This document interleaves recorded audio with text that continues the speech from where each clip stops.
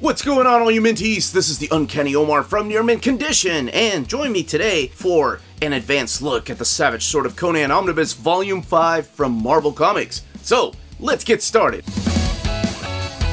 Before getting started, a huge thank you to David Gabriel and the folks at Marvel for sending us an advanced copy of this omnibus. This omnibus is due out in the direct market on July 7th, and then a couple of weeks later in the book market. What we're looking at here is the cover of the standard edition. On your left, that is the cover to the direct market, and Marvel was kind enough to send us both covers. We'll be giving this one away probably when we hit the 50K subscriber celebration. So let's look at the differences, because honestly, I think it's just the cover. I know lately they've been doing different spines, but it looks like the spines are identical. You have the Marvel Omnibus, Uncanny Omar Talk Pretty One Day.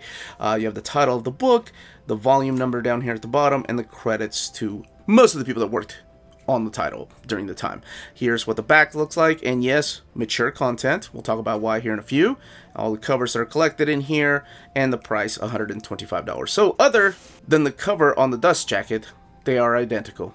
And as always, one of the things that I like to do as soon as I get one of these books is line them all up together to see what they would look like on the shelf. And I don't know, I love doing this, especially when there is such a pattern to all these books. They all have the same logo, that's the same title. There's always a different picture of Conan down here, and of course the volume number at the bottom with the Marvel Omnibus logo up at the top.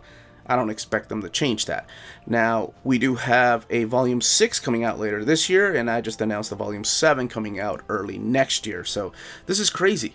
I mean, it's good crazy, though. Let's look at the backs of these. Here's all the backs together, and one thing you're probably going to notice from this, and of course when you look at the spines, is that Volume 5 is physically just a little bit slimmer than the rest of these, and we'll talk about why here in a few.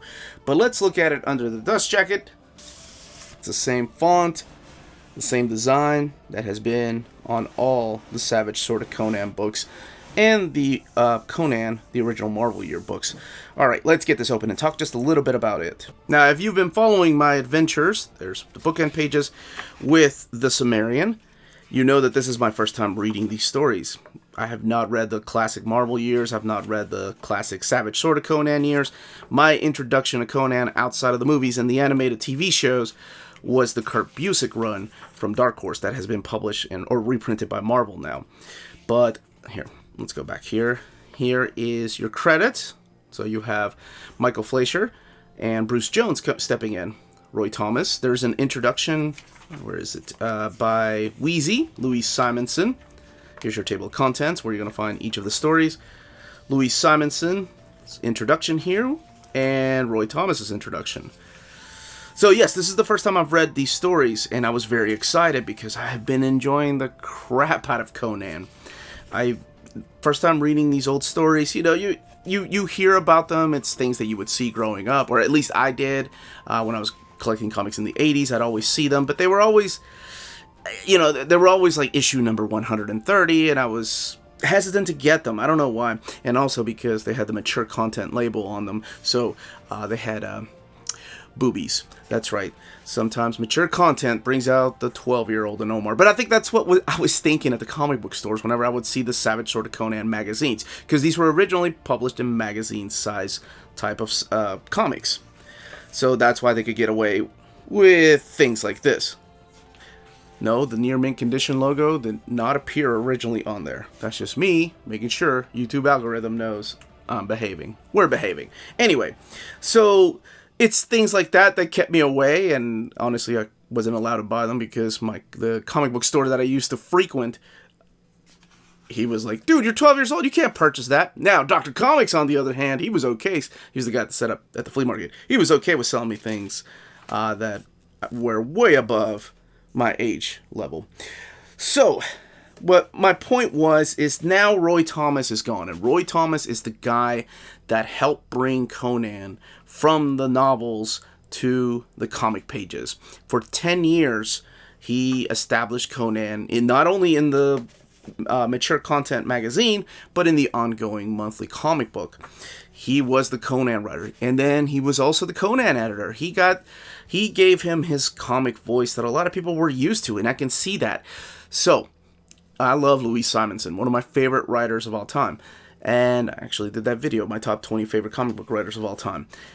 When she stepped in as an editor, she was new to the game. She was newer to Marvel. She does a wonderful job well, let me see, in the introduction here, just telling her story, her side of the story. She doesn't really remember the stories of Conan, per se, but she remembers more the people that worked on it. And I thought that was really cool.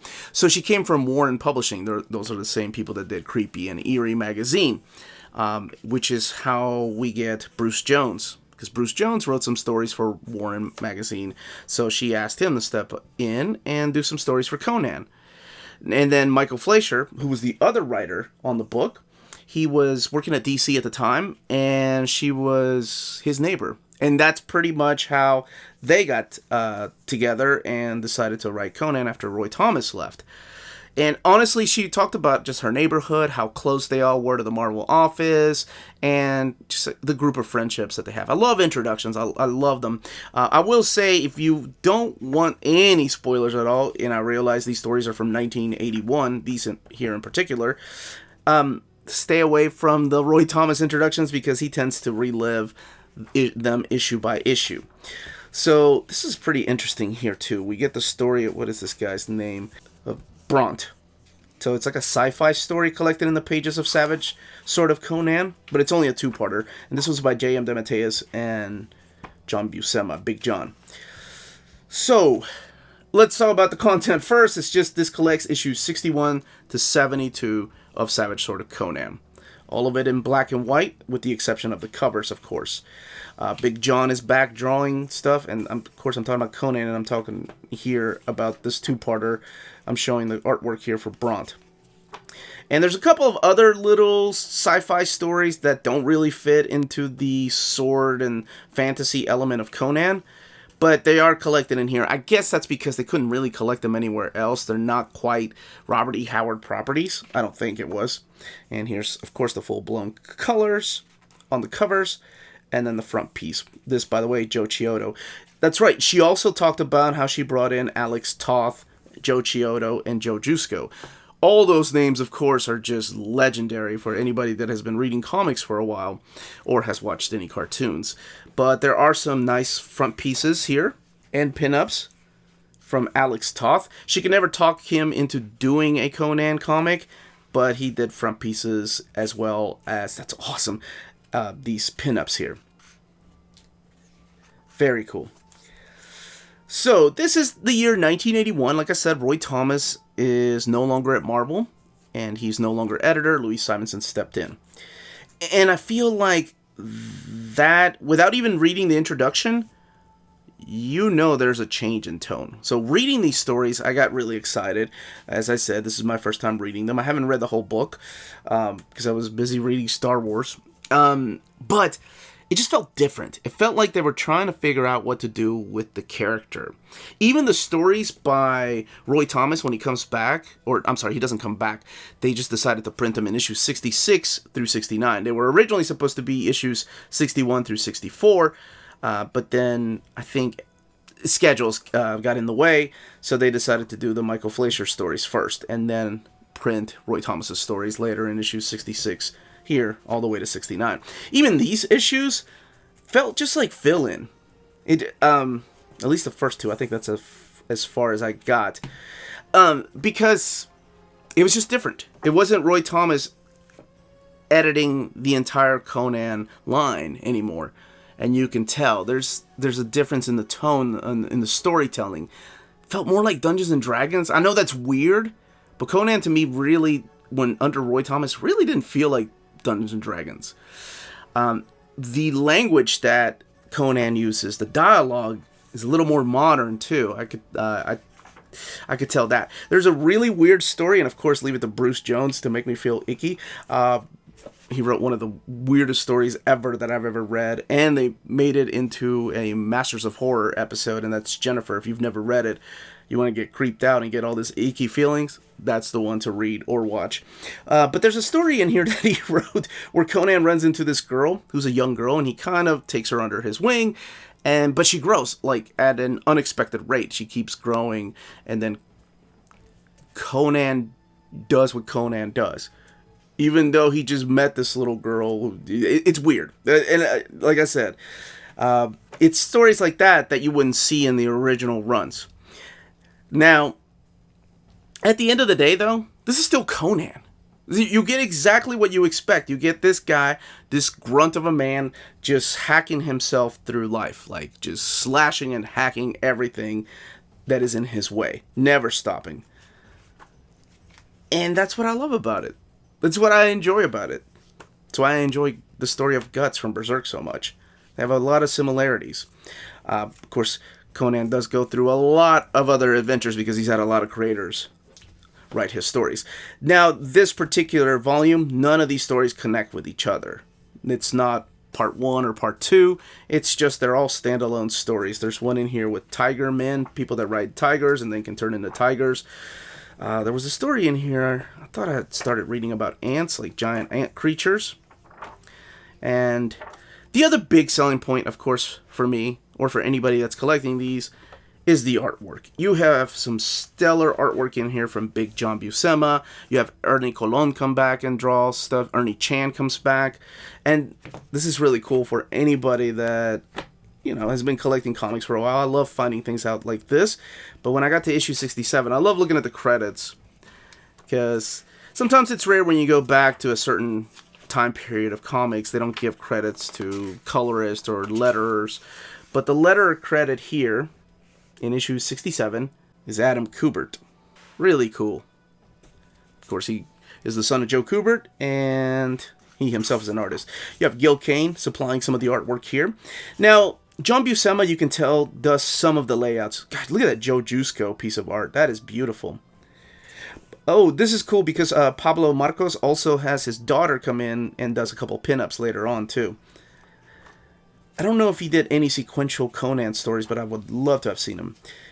Where the hell was I? I know I was in the middle of something. I was talking about Gil Kane, talking about artists, and... oh, yes, John Buscema. You could tell he does a lot of the layouts, and somebody else is the finisher, because they just don't look the same. They don't look the same as he would have done them. And by this time, we're getting little sneak peeks to the Schwarzenegger Conan the Barbarian movie, I guess. That's all the way back here in issue number 70. Let's look in the back here for some extras, and then look at the binding. All right, we have Greg LaRocque, Pablo Marcos, and Ernie Chan pinups here, and I can't show a few of them because they got, well, naughty bits. I can't keep covering them up. They're no fun if I'm covering them up with near mint condition logos. Original pieces of artwork here from Big John, from that story that I was talking about that doesn't really fit into the Conan lore. Some more original pages. That's a beautiful piece by Alex Toth right there.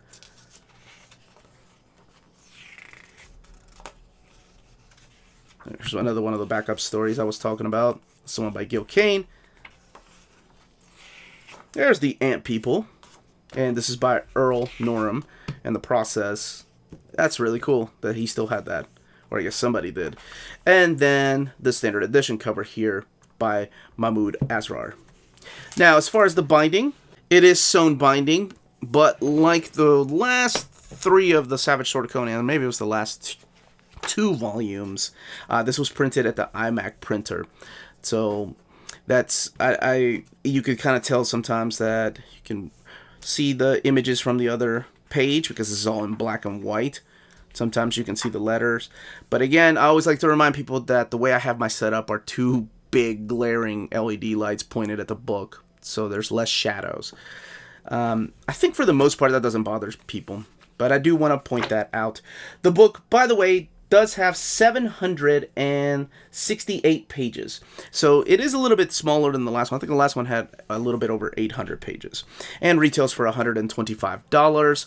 But that, as they say, is that. If you're interested in purchasing this book, don't forget to check out our sponsor, CheapGraphicNovels.com, your online source for collected editions up to 50% off retail price. Cheap Graphic Novels prides itself on excellent packaging, so your stuff gets to you in excellent condition, and they have amazing customer service. Check out their bargain deals for up to 90% off cover price. And for all you Minties that are watching, if you're a first-time customer, don't forget to mention that Near Mint Condition sent you their way for a promotional credit on free shipping on your next order. Now, this is only for U.S. customers. CheapGraphicNovels.com, your source for the hottest books books with deep discounts, customer service, and excellent shipping that will keep you coming back for more. And that was the content, the page count, and the build of this omnibus. Let me know in the comments down below if you are continuing your journey of Conan and picking this up, if there's a stopping point for you, if you already have these old trade paperbacks that Dark Horse came out with, or if you're upgrading them to this.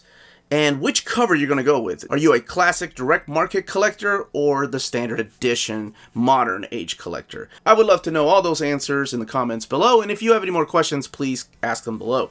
Again, this was the Uncanny Omar. Thank you all so much for watching. Don't forget to hit that like button, subscribe if you haven't subscribed yet, ring that bell for notifications.